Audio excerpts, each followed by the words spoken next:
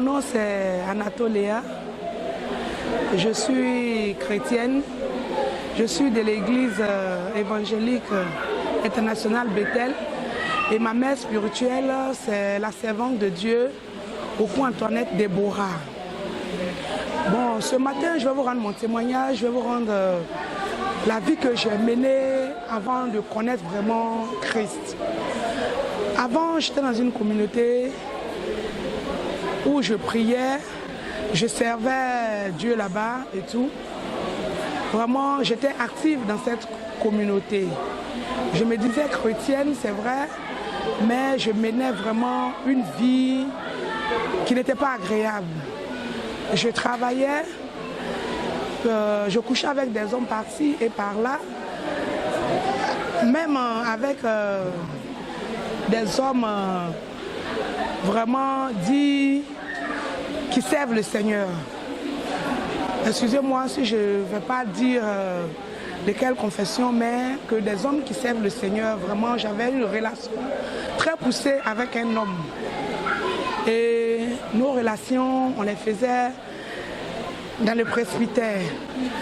Et tous les week-ends, j'étais partie. Et malgré que je couchais avec cet homme, je vivais avec un homme.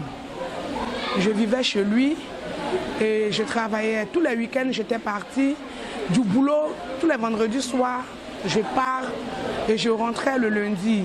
Ça veut dire que je dors là-bas et puis le lundi, je viens au travail. Donc c'était comme ça, je fréquentais beaucoup les maquis. Je ne buvais pas à proprement dit, mais je me promenais beaucoup les nuits, comme on le dit. Je fréquentais beaucoup les maquis, les boîtes de nuit. Vraiment, c'était mon train de vie. Et tous les jours, c'était comme ça. Une vie vraiment mouvementée. J'avais beaucoup d'amis et tout. Des fois même le dimanche, dès qu'on finit, disons, la prière, dès qu'on finit, on sort de l'église, on était dans les maquis et tout. Je chantais même dans cette église, dans cette communauté où j'allais à l'église. Dès qu'on finit, on se retrouvait dans les maquis, vraiment une bière, deux bières, pas pour se saouler, mais vraiment c'était cette vie-là que je menais. Et un jour, un jeudi, je vais à la chorale, j'attrape un froid étant dans la chorale. Bon, c'était un froid banal. Je vais souligner que la servante de Dieu avec qui je prie aujourd'hui, Maman Déborah, elle et moi, nous nous sommes connus dans cette communauté où je priais avant. Et on s'est perdu de vue et tout. Mais n'empêche que j'avais son numéro, elle avait mon numéro, donc de temps en temps, je l'appelais. Et c'est comme ça, un jour, étant allé à la chorale, j'ai pris un coup de froid. Je me suis dit que c'était un froid banal et tout, et que ça allait aller. Et que, étant à la chorale, j'ai pris le froid, on m'a donné, je n'ai même pas répété ce jour-là. On m'a donné un pagne, j'étais couché et tout, et puis après, un des choristes allait me déposer chez moi. Le lendemain, je ne pouvais plus marcher, je ne me retrouvais plus. Et c'est comme ça que j'ai appelé la servante de Dieu, Maman Déborah, avec qui, avant je ne l'appelais pas Maman Déborah, je l'appelais, c'était mon amie, puisque c'est comme ça qu'on s'appelait. Et je l'ai appelée, je lui ai dit, bon écoute, si tu ne viens pas à mon père, je savais qu'elle priait. Je savais qu'elle avait quitté la confession religieuse où elle et moi on était, et que vraiment elle avait cherché Dieu, et qu'elle, vraiment, elle était avancée. Donc je l'ai appelée comme ça, je lui ai dit, écoute, si tu ne viens pas à mon aide, je vais mourir. C'est le mot que j'ai sorti. Elle dit, bon, j'ai dit oui. Donc c'est comme ça qu'elle est venue. Mais je vais souligner aussi que la servante de Dieu, quand Dieu l'avait appelée pour qu'elle serve le Seigneur, au début elle a refusé. Donc elle travaillait, elle avait tout perdu. Elle a perdu son travail, même la maison où elle habitait et tout, elle avait perdu. Et c'est comme ça qu'elle dit, dans la prière, le Seigneur lui a montré moi mon visage. Et elle est venue me voir, elle m'a dit, ah, ben écoute ma copine, vraiment, j'ai de l'argent sur moi pour prendre une maison, mais je ne trouve pas de maison et que je suis dans la rue. Et je lui ai dit, bon, écoute, moi je suis en famille, mais je ne suis pas, parce qu'en famille, en scène familiale, chacune avait sa chambre. Et moi, dans ma chambre où j'étais, je vivais avec un homme dans la chambre. Je lui ai dit, écoute, je ne peux pas t'accueillir dans ma chambre, mais parce que je ne suis pas seule dans la chambre, mais que je peux t'accueillir dans la maison. Et c'est comme ça qu'elle est venue dans la maison. Elle avait commencé à faire l'œuvre. Elle priait et moi je vivais avec cet homme dans ma chambre. Et c'est comme ça que un jour, il allait prendre sa maison et j'ai déménagé dans la maison. L'église Bethel est née dans ma maison, mais je ne fréquentais pas l'église. Je ne fréquentais pas l'église, j'allais toujours dans ma communauté. Les prières étaient dans les après-midi. Quand j'ai le temps, je m'assois. Mais je ne viens pas m'asseoir parce que je faisais partie de la mission internationale Bethel. J'étais assis, je venais quand je n'ai vraiment rien à faire.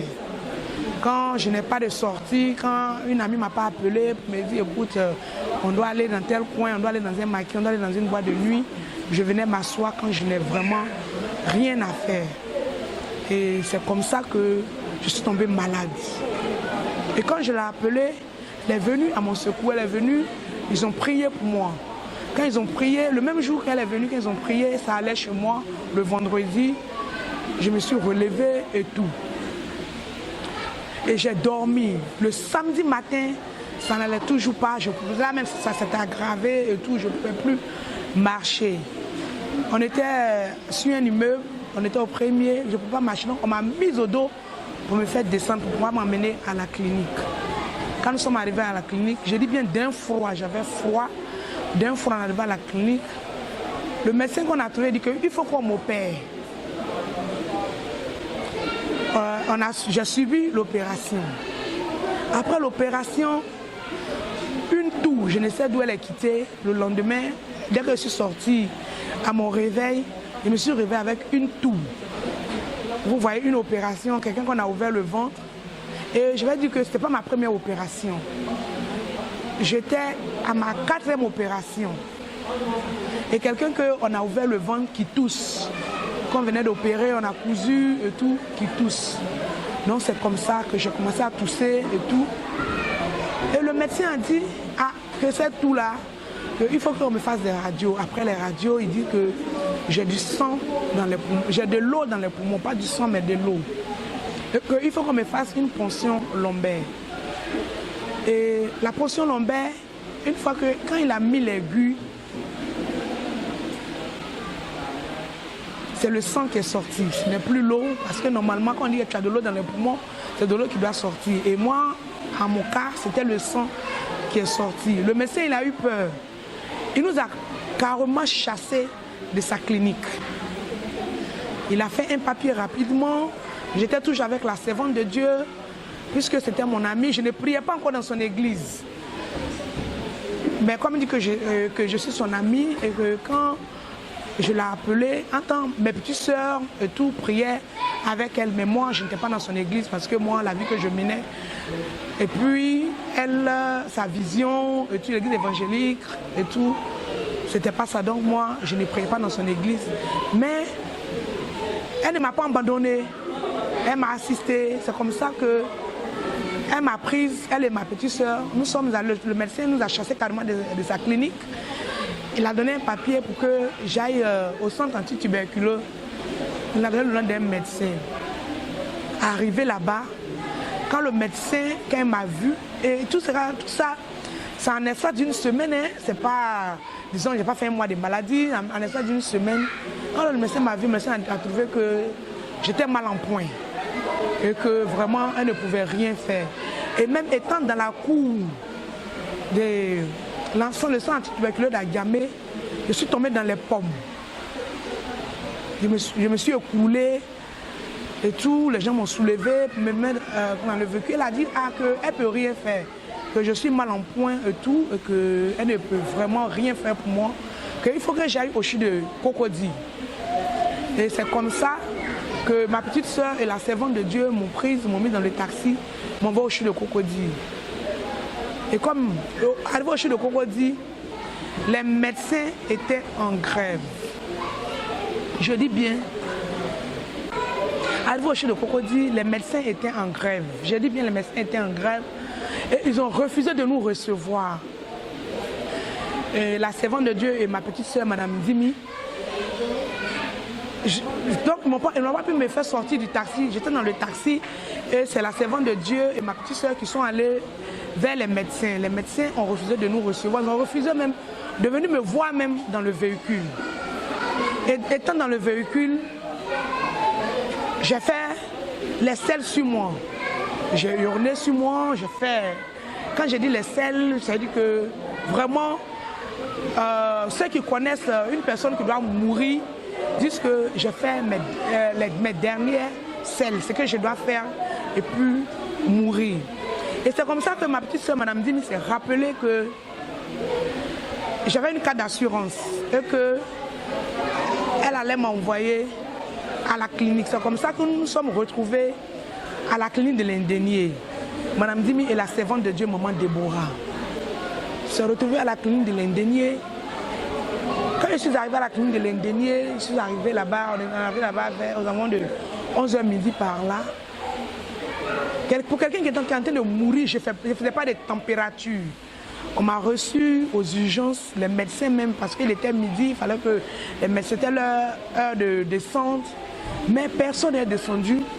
Tout le monde était sur moi. Les médecins eux-mêmes les étaient paniqués parce que pour quelqu'un qui était en train de mourir, qui est venu malade, qui ne fait pas de température, je n'avais pas de température, rien. Mais j'étais mal en point. Et arrivé un moment, ce que je vais vous dire, là c'est le témoignage que la servante de Dieu, ma petite soeur, m'a rendu. Arrivé un moment, les médecins m'ont déclaré morte. Je suis entrée dans un coma, j'étais morte. Et la servante de Dieu a appelé l'église pour que le groupe d'intercession se mette en prière. Pour dire que s'ils ne se mettent pas en prière, vraiment, c'est pas bon. Que les médecins viennent me déclarer morte. Mais elle, en tant que servante de Dieu, et que, au moment où elle était dans les difficultés, elle ne savait pas où aller. Elle est venue vers moi et que j'ai accepté de l'accueillir. Donc elle refuse ma mort. C'est comme ça, elle refuse que vraiment je sois morte. Et que quand elle venait chez moi, ce n'était pas pour m'enterrer.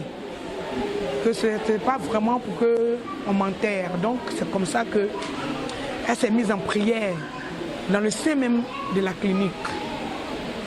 Avec ma petite soeur, ma petite soeur, donc elle m'a dit que ma petite soeur lui demandait, mais est-ce que je suis morte? Elle dit non. Elle, sa foi, lui a dit sa foi. Donc elle devait dire à ma petite soeur que je n'étais pas morte. Mais elle dit que quand elle se retrouvait elle seule, vraiment elle pleurait. Parce que les médecins avaient déclaré. Et c'est comme ça, par les prières d'intercession, ce même jour-là, toute l'église Bethel s'est mise en prière pour moi. C'est comme ça que je suis revenue à moi. Les médecins ont dit, elle revient en elle et que je suis revenue à moi. Je me suis réveillée. Et ils m'ont donné une chambre à la clinique de l'Indénié. J'ai fait 3 mois à la clinique de l'Indénié. Et je vais vous dire, pendant ces 3 mois où j'ai fait à la clinique de l'Indénié, cet homme avec qui je vivais, il venait à l'hôpital, pas tous les jours, vraiment à compte-gouttes. Même cet homme avec qui je sortais, qui était avancé dans la foi, qui était un homme de Dieu, je ne l'ai pas vu. Je ne l'ai pas vraiment vu. La communauté où j'étais, vraiment, je ne les ai pas vus impliqués comme l'église Bethel l'avait fait pour moi. J'étais à la clinique, il y avait des veillées de prières, nuit et jour dans ma chambre, que Maman Déborah avait organisé. Le groupe d'intercession se relayait, les pasteurs se relayaient pour venir vraiment prier nuit et jour dans ma chambre. parce que c'était pas facile, c'était pas bon. Et quand je dormais, je voyais des femmes qui étaient habillées en blanc. Je ne voyais pas leur visage, je n'ai pas le visage d'une, mais elles étaient nombreuses qui dansaient autour de moi.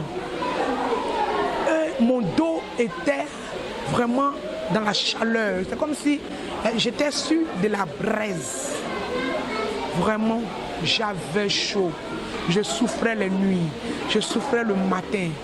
Le médecin qui me traitait a dit, ils m'ont fait tous les examens, ils m'ont fait ECG, tous les examens que tous les jours.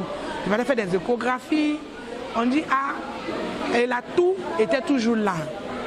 Et c'est comme ça ils m'ont demandé, le médecin m'a dit, ils m'ont fait même le test de la tuberculose, je n'avais pas la tuberculose.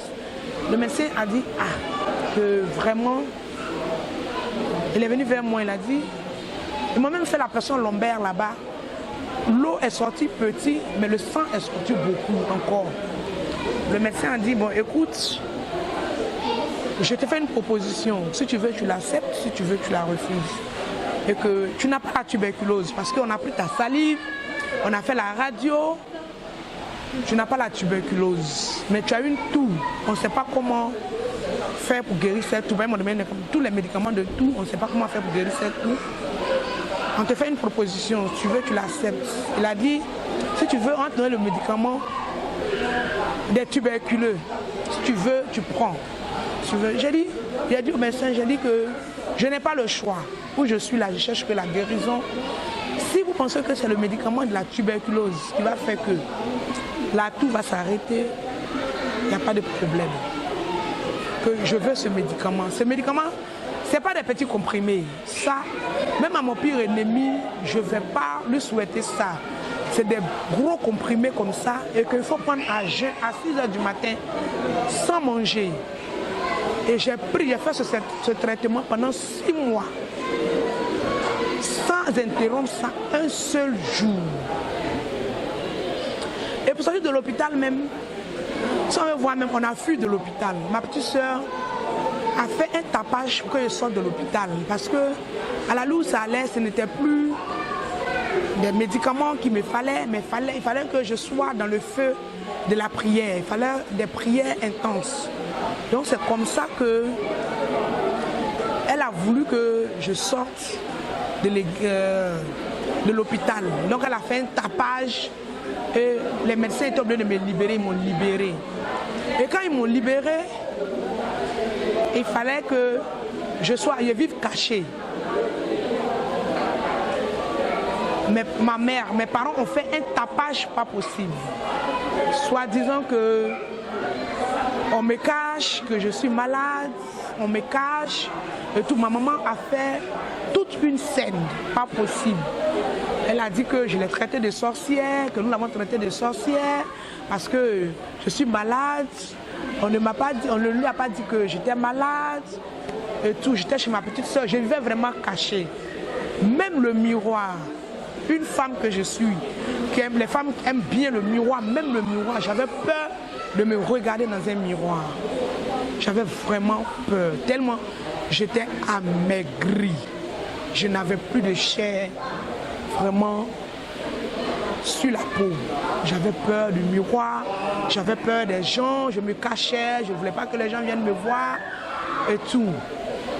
Et ma mère même allait même voir son guide spirituel. Je ne vais pas dire qui il est, je ne vais pas dire son nom, mais c'est un homme, son guide spirituel, c'est un homme vraiment important dans cette nation. Et ma mère allait voir son guide spirituel. Son guide spirituel, c'est un homme important dans ce pays. Et il m'a appelé. Et comme c'est un homme de Dieu, j'ai été poli avec lui. Je lui ai dit que je suis malade et qu'on ne sait pas de quoi je souffre. Parce qu'à l'hôpital, ils ont fait beaucoup d'examens. On ne trouve pas de quel mal je souffre. C'est comme ça que je me suis retirée, que je suis dans une église. Pourquoi on prie pour moi? Et qu'il ne faut pas avoir fait un tapage, que je ne la traite pas de sorcière et tout, qu'elle n'est pas sorcière. Et le guide spirituel, il a compris, il a appelé ma maman pour lui dire, il a dit bon ok, appelle ta maman pour lui dire que que tu es là et que tu te portes bien. Même mon numéro de téléphone que j'avais en vent, je l'ai jeté. J'ai pris un nouveau numéro de téléphone. Et c'est comme ça que la servante, Maman Déborah, m'a soutenue dans les prières, et que j'ai commencé à me retrouver. J'ai commencé à marcher. Quand j'ai commencé à me retrouver, à commencer à prendre un peu de forme, j'ai appelé ma maman, je lui ai dit, écoute, que tu as fait un tapage pas possible, ou bien tu voulais que je meure. Elle dit non. J'ai dit, écoute, si je suis malade, qu'on ne t'a pas appelé, je te dis que je suis morte, tu dois te réjouir. Parce que je viens de la mort, que j'étais morte.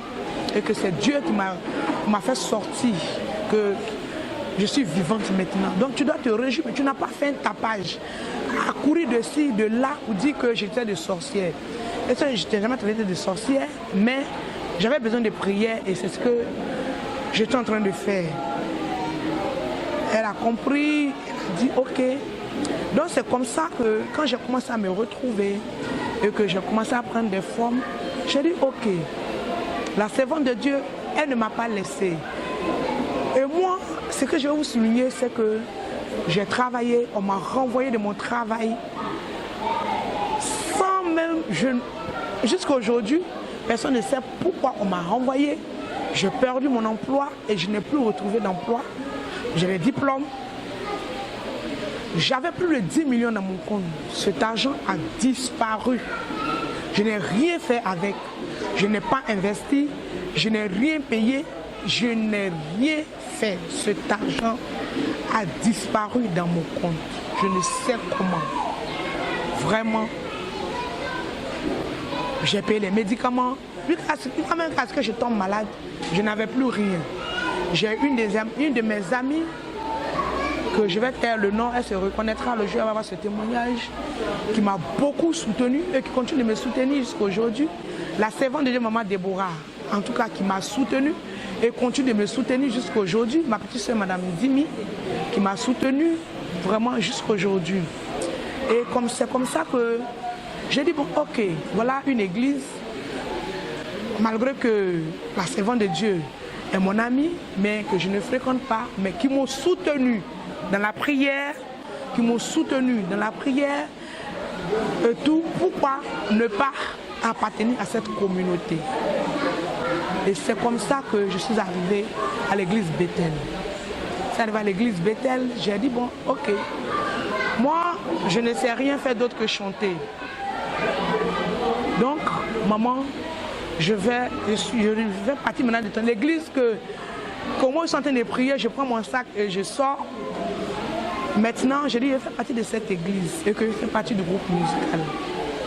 Et c'est comme ça, maman a dit, ok, si c'est ta décision et que si tu le veux, moi, je ne peux pas te rejeter. J'accepte. C'est comme ça qu'elle m'a accueilli, l'église m'a accueilli à bras ouverts et tout. Je suis dans le groupe musical. J'étais même la responsable du groupe musical. Et vraiment, je me sens bien à Bethel. L'homme avec qui je vivais, j'ai oublié de souligner, quand j'étais malade chez ma petite soeur, à peine même il venait là-bas. À peine, je le voyais. C'est ma petite soeur qui me donnait à manger. Maman Déborah qui me donnait l'argent pour que je mange. Mon ami qui me donnait de l'argent, qui me soutenait et tout. Jusqu'à aujourd'hui, vous me voyez comme ça. On soutenu, donc maintenant je suis à Bethel, je chante dans le groupe musical. Je vais dire que depuis lors où je suis à Bethel, les maladies, avant je tombais beaucoup malade, car ce que j'ai cette grave maladie qui m'a mené à la mort, où Jésus m'a ressuscité. Les maladies, rien. Cet homme avec qui je vivais m'avait abandonné dans la maison, il avait disparu, moi-même j'ai déménagé de la maison, j'ai pris ma maison, je ne travaille pas, je n'ai pas d'argent, je ne travaille pas, mais je paye ma maison, je mange à ma faim, vraiment, je suis à l'aise. Et vous me voyez là, je n'ai rien envié à quelqu'un qui travaille.